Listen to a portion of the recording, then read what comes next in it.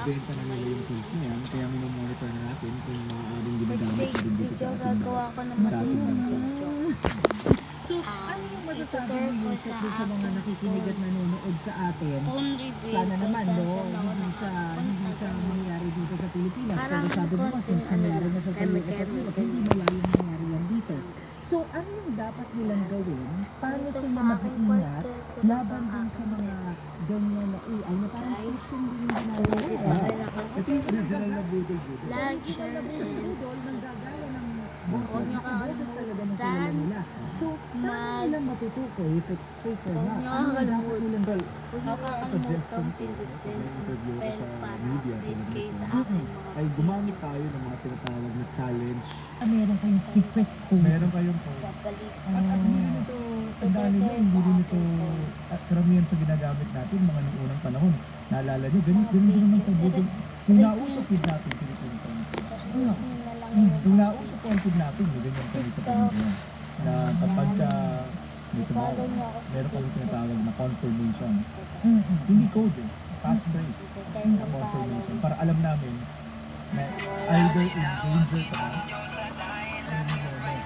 or kasi minsan tumatawag sa'yo, akala mo naman, but actually in danger ka. Kung meron ka lang na tumawag. Yes. So, hindi naman to bagong sistema, pero suggestion ko, practice na rin natin yung ating mga kamag-anak sa mga ganitong pamamaraan. Maganda rin yung binabalikan natin yung mga lumang strategy. Yes. No?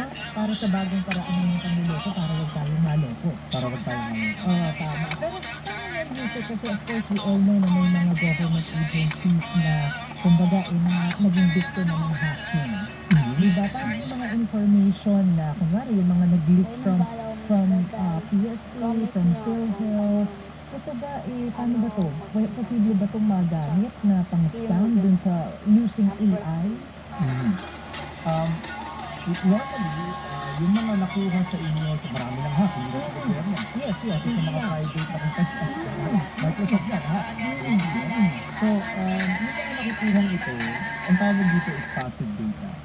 Siguro magagamit siya upang matukoy kung sino ka at email mo. At kung nagkataon na yung email mo, ginagamit mo sa social media, mapipis na yun. Ang gusto kong sabihin, what I'm trying to say is, individually, pangalan, phone number, hindi pa yung magagamit para sa register. Okay. Kasi ang nandun lang, pangalan, phone number.